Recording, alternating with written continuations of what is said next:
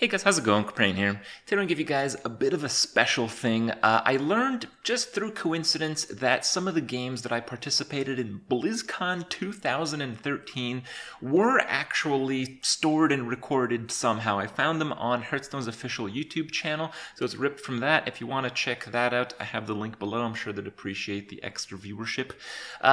So why do I want to highlight that? Well, these are games, of course, that happened like 3.5 years ago. It was my first competitive live tournament. It was the Hearthstone Invitational. It was the best actually no, it was just the viewers the streamers the most viewers that got invited to play at Blizzcon, but I really prepared as much as I could. I know the audience would be big, I knew the stakes would be pretty high, so I really tried my absolute best, practiced, constructed, and really hit it up as hard as I can. And my opening game, it was against Hafu. It was not broadcast. They told us these games will not be broadcast, so to my surprise, I actually found them online. While they weren't broadcast on their stream, they were recorded at least from one of the point of views and uploaded at a later time. And today I want to give you guys that. I haven't actually gone through these games, and a lot of the cards have changed, a lot of the dynamics in Hearthstone has changed, so I thought it'd be kind of, hit a lot of birds with one stone. You guys get to see what Hearthstone was like, you get the blast from the past, you get to see some Kripp tournament action that you probably have never seen before, and yeah, just good old fun. So let's get into it here. Alright, so they all start with the big Hearthstone logo. Hearthstone is a pretty big thing at BlizzCon that year. It was the first time they really had any kind of competitive anything. Here I'm playing my Paladin deck versus Hafu's Mage deck. Each player in this tournament brought 3 decks, but it was King of the Hill format. So if a deck lost, you couldn't play that deck again. So generally the strategy was you'd play the same deck over and over until it lost, unless you try to psych out your opponent. You can see here I kept the pre-nerf Knife Juggleroni there, the 2-mana 3/2 that throws out juggles. This Paladin deck was easily my best deck, and it was easily the most aggressive deck, and I think probably the best and most refined deck in the whole tournament.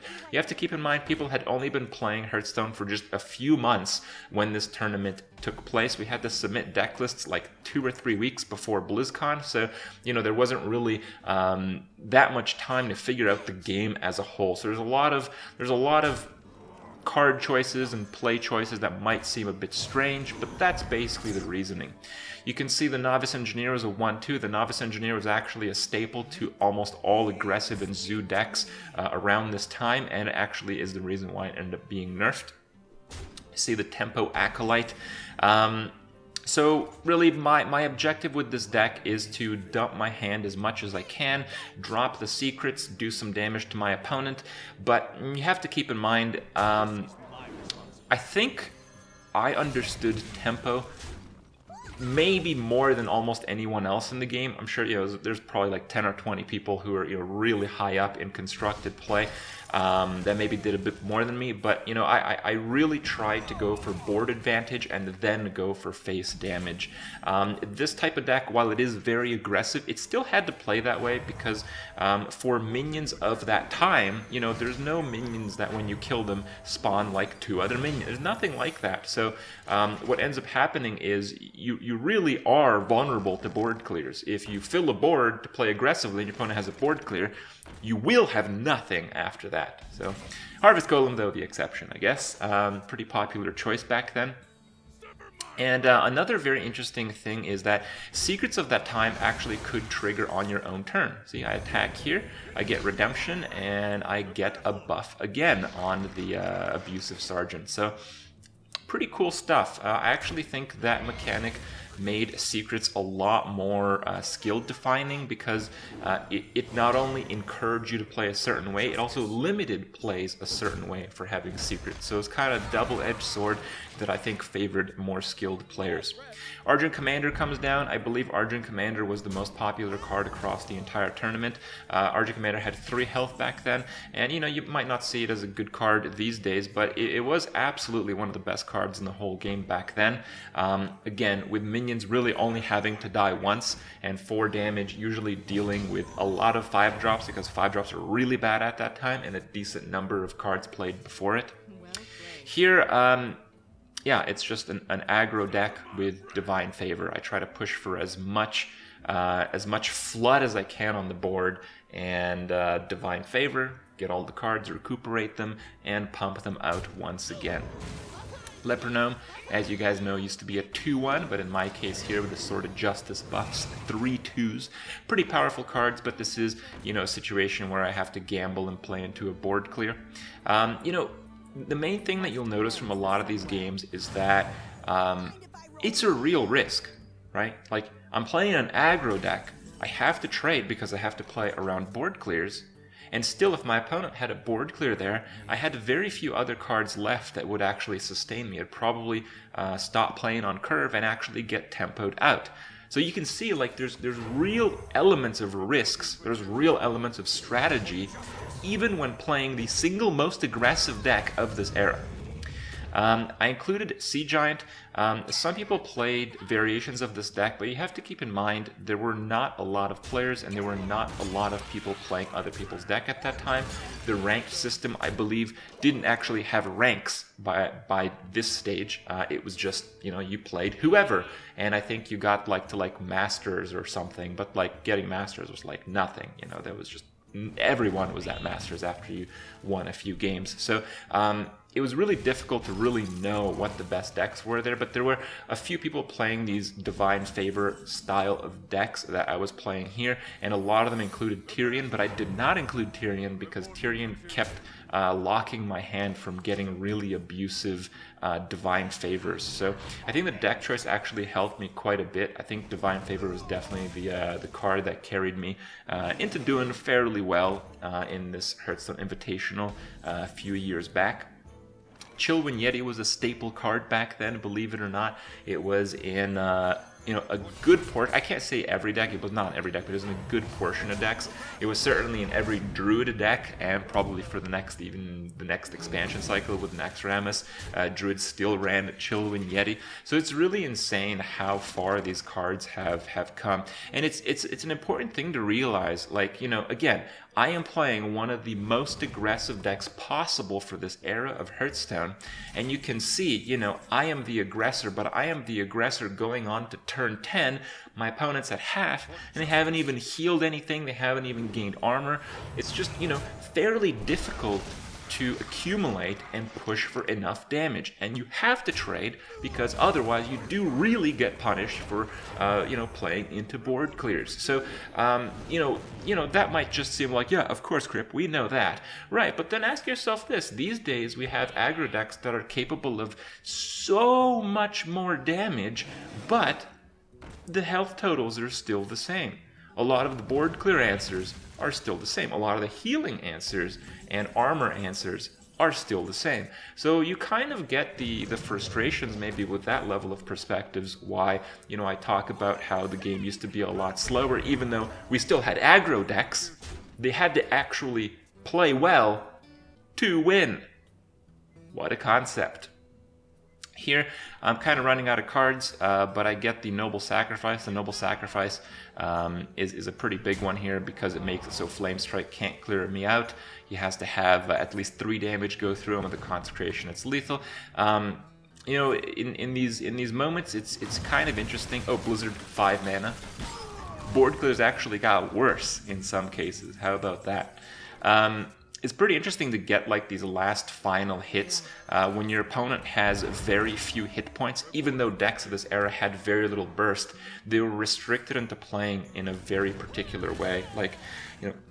Hafu, my opponent here, she's not able to really do what she wants because she has such a small HP total left. But when you consider that to today's metagame, when we have HP totals that are rapidly declining by turn 2, you are essentially restricted before you even begin the game. You have to really think about that. When you play against a pirate warrior in Constructed these days, you are restricted in the mulligan stage on turn 1, on turn 2, on turn 3, on turn 4. There is 0 breathing room, as there was actually plenty back then, even again against aggro decks. Here we have a Paladin Mirror. I really just kind of got carried by this Paladin deck. Obviously, nobody was playing perfect. You'll see mistakes constantly throughout these and throughout the other matches if you guys decide to see the rest. But the deck really does carry. As you guys know, these days the aggressive decks playing against each other usually favors the more aggressive, the faster aggressive deck. And that was certainly the case back then as well. So I was playing a very fast Paladin, and there's a lot of people playing fast Paladins, but mine was just faster. So I was basically favored in every single one of these matchups, at least in the mirrors. And Paladin was a pretty popular class back then. All right, so you just kind of go for tempo. The main concept, the main thing that made this deck unique was that these style of fast Paladin decks were the first decks that actually introduced more than like a couple 1-drops to the game. I think this deck has 8 1-drops, the one that I'm playing, I believe, and that was really like shocking for the time, right? Actually is relatively high by today's standards as well, but you really have to keep note that the cards that have really power creeped the most over Hearthstone's history are the cards that cost 1 mana. So even though I'm playing quite a lot of 1-drops, a 2/1 1-drop or a 1/1 1-drop is not exactly the same as what people deal with these days. I have a pretty clunky hand here. Consecration is mostly useful when you're losing. Hammer is a very poor tempo play. Divine Favor is kind of clogged in that mess.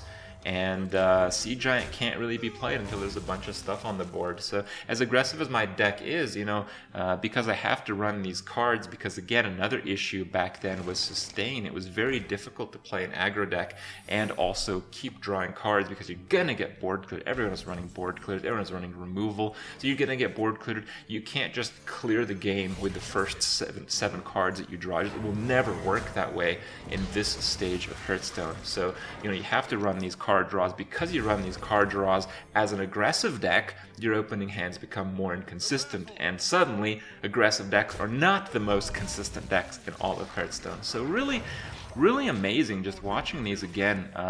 Really shows me how well designed aggressive decks were in the original version of Hearthstone. I mean, right now it's nothing close to this. Because the games end on turn 4 and 5 these days, you don't need any sustain, you don't need any card draw. The only thing you need to do is win the game by turn 1 and 2 on the board, and then just, all the rest of your cards are burst or win more, so it just doesn't really matter after that. There's so many more dynamics, there's so much more strategy, there's so much more deck building. Even though there's fewer cards, the choice involved in running certain cards or not was actually greater. So you had more variety with fewer cards. And these days, how many cards do we have in Hearthstone? Like 2,000 at this point? But still, how much variety do you experience when you play ladder? So it's really crazy. So here we finally get to use our Consecration. I don't remember in which way I use it here. I think if I had to do it again, I'd probably develop the Sword of Justice. Sword of Justice is a pretty clunky card, but it makes your hero power usage very good. Didn't go with the Sword of Justice. Oh, I remember, actually. I think a lot of these decks ran Ooze, and I studied my opponents as well as I could, and I do believe there are Oozes scattered in some of Hafu's decks. So Sword of Justice was actually one of the most powerful cards back then because it gave you an incremental tempo boost. And these days, it's not even a card you'd ever consider, even in a bad deck. Yeah, having a Sword of Justice oozed was really like game ending in some situations. So whenever you played Sword of Justice, you really needed to get value off of it. This is a bit of an ambitious play. I'm going for the Get Down, saving me from the Yeti. It's actually a bit risky. I think if I had to do it over again, I'd probably clear the Yeti in this spot. But seems okay. She goes for the Consecration. I mean, these games kind of reach the stage where it's a bit of a grind out, where it's still like back and forth on the board because cards were not too sticky, were not too pushy on the board, and because again, the damage across the board and the play of these cards, you play fewer cards that are less powerful, the pace of the game is overall slower. So I'm just looking at it now, there's so much opportunity for the game to swing back and forth constantly within these games. Yeah, here I just go for Consecration because I figure like I have Divine Favor. If I hold on to Consecration, that's literally just one less card. So it's not so much. And here I'm trying to trigger Get Down. Oh, very good. I'm not so much trying to make the most out of my cards. I'm just trying to flood the board because I have a Divine Favor deck, but it's still pretty difficult to do that. What do we got here? We have Argent Commander once again. What a card. Gets a little bit shut down here, though still has a pretty good effect. I think I draw Faceless here. I remember this play. I remember this play because when I made it, I wasn't sure if it would actually work. I thought if I play Faceless, it might buff the original Faceless and not the transformation effect. And I think, you know, still some people will get this wrong today, but you have to keep in mind, you know, people are only playing Hearthstone for a few months, and at this stage, you really had no idea what would happen with some of these interactions. I mean, playing Hearthstone for like, what, 4 years now? Still we mess up some interaction. You have to imagine back then you really had absolutely no idea in some of these games. So we get Argent Commander into Faceless, the Argent Commander, into Argent Commander, the Faceless, Argent Commander. There was actually quite a lot of that play, and Shaman, like a mid-range style Shaman, was a pretty popular deck at the time, but mid-range generally meant you had actual late game and stuff. Like a mid-range deck of this time would easily pass off as a control style deck of today's Hearthstone, but they ran Fire Elementals and stuff. So I remember very frequently you'd have games that would be like Argent Commander, the Argent Commander, Fire Elemental, the Argent Commander, then Argent Commander with another minion into the Fire Elemental, and then Fire Elemental, that Argent Commander. Like, you know, there's a lot of stuff like that. It ended up getting nerfed, and the nerf didn't really affect those trades, but it did affect quite a bit. Just it dying to just some random stuff on the board. A lot of the time, people played like 2-drops with like 3/2s. A lot of time people could just do a little bit of damage through an incidental board clear, and the 2 health really actually did kill the card. There was a card stacking bug at the time. There was a placement bug at the time. These games are actually played really slowly. Like, I cut out all the dead time because back then I believe the only game mode that had a timer was ranked play. I'm not even sure if Arena had a timer. It might have had a timer, but friendly play certainly did not. And what resulted from that is, in some of these tournaments, you would literally have people take like 10 minutes in a turn. I remember I think it was a tournament right after, someone had like a 20-minute turn just to really think everything through. So it was a little bit insane in some cases, and a lot of the quality of life features. We haven't really had many in the last recent years, but there were a lot that got pushed out soon after this tournament that really did, you know, make the experience to play your friend, to play in a tournament, a lot better. So here we are. It is Shaman versus Paladin. If I recall correctly, I brought Aggro Paladin. I also brought Tempo Face Mage. It was like a Tempo Mage which had 2 Pyroblasts, but Pyroblasts cost 8 mana back then. And my third deck was a Priest deck with things that just had a hell of a lot of health. So this Shaman is Hafu's deck. I did not bring Shaman to BlizzCon. There was no like banned format that didn't really get introduced until the next BlizzCon event. So we get to see the game from Hafu's perspective. Looks like our Shaman deck is actually pretty strong. She probably had a chance to play the Feral Spirit there, but yeah, it may have been punished. I'm not too sure. Going with the Totem here, I guess, lets her play the Flame Tongue. Flame Tongue has certainly survived throughout the expansions as one of the ultimate win more cards in the entire game. Oh, and I think I Spellbreaker this. Spellbreaker was certainly one of the best cards in the entire game at that point. It was because you often made it to turn 4. You often ran out of cards, so you needed some value attached to your effects.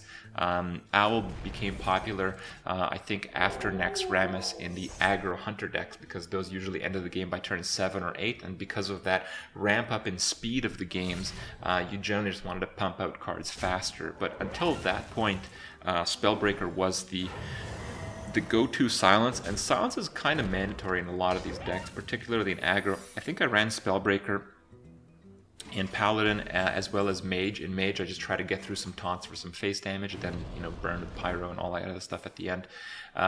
Here, do I have Sword of Justice? No, I think it's a True Silver. Damn. Sword of Justice would have buffed that thing and would have given me a pretty considerable advantage. Wow, that's ridiculous. Those 1/1 totems really did kind of ruin my plan here. I'm not sure how I get around this. I think I just go Divine Favor time, right? There's nothing to coin now. I had no 5-drops in my whole deck. Yeah, so it's Divine Favor. But yeah, Spellbreaker, I think Spellbreaker was the #1 arena card in the whole game in the original version of Hearthstone. Like, how crazy is that, right? I mean, it's a card you wouldn't even consider. There I killed the totem. I'm kind of going for some board control play. Again, it's very, it might seem wrong if we look at it. It's like, wow, why don't you go face? You got to stack up that face damage. But it didn't really work out that way. Card is just easier to kill, and you ran out of cards, and board clears were effective. So you really had to trade, even playing aggressive decks. I think going face there could have worked, but it could have actually got shut down pretty hard. So, you know, it's pretty tough call. It's pretty tough to say. But, you know, I put myself in a situation in the game where Hafu seemingly is, you know, just trying to clear the board nonstop, but, you know, it's not really going to work. I think this is actually a really, really good matchup for the Paladin deck, even though I can't get through some of these bigger minions. At that stage in the game, I should be able to just push out for a win. It goes for the Defender of Argus. Defender of Argus used to be a 3/3. I think Shadowed Sun Cleric was also a 3/3. The nerf killed the Shadowed Sun. It wasn't really played very much or at all after that, but Defender of Argus, you guys know, is still being played once again because defensive tools were just not really added to the game. So, you know, really we just have to use crappy versions of stuff we had in the past. That's about it. Go for the hammer, try to protect the Divine Shield and my Argent Commander here. Going for some more face damage. That's how it works, man. You got to go the incremental face damage. I think that may have been a misplay. Did I play? No, I played the Argent Commander the turn before, I believe. All right, Hafu goes for the crazy clear, 8 damage and overload by 2 to clear the Argent Commander. At this stage, again, I'm like just trying to flood the board. At that stage in the game, I think Lightning Storm was the only real actual board clear that was available to Shamans. I don't think Geddon was popular enough. Geddon was a little bit too slow. It wasn't really played back then. So yeah, I mean, it seems like a reasonable play. She's drawn no extra cards. Yeah, obviously she has the Lightning Storm, and I imagine she's going to use it here. But again, you can really see just how taxing, even in an extremely slowed down version of Hearthstone, the plays that the player on the defensive has to continue making when facing an aggressive deck. Like, aggressive decks are just so oppressive in general. And again, I get it. You know, you gotta have aggressive decks in the game to kind of have a healthy metagame. But, you know, this is still a little bit oppressive. Just, you know, it's so insane what we experience these days when seeing this, right? Knife Juggler coming at you, 4/3. It's a lot stronger.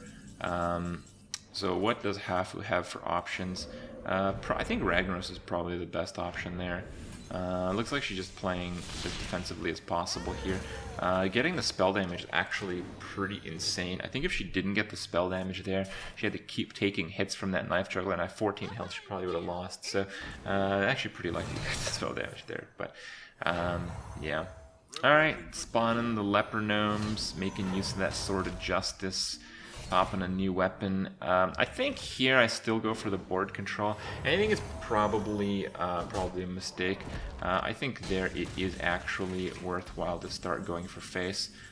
So again, even though I was like pretty damn good at understanding the core mechanics of the game with tempo, kind of that switch that you make from going for board control to going face. A lot of the stuff that we kind of take as just givens and for granted in today's plays, you know, it was a hard thing to really understand. It was a hard thing to master. So, you know, even though I thought I actually did pretty damn well at the time, certainly could have played better. That's the card switcheroo bug.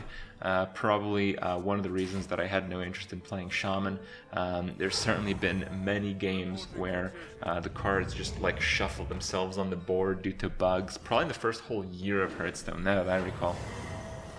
And you would certainly have a few losses as a result of that.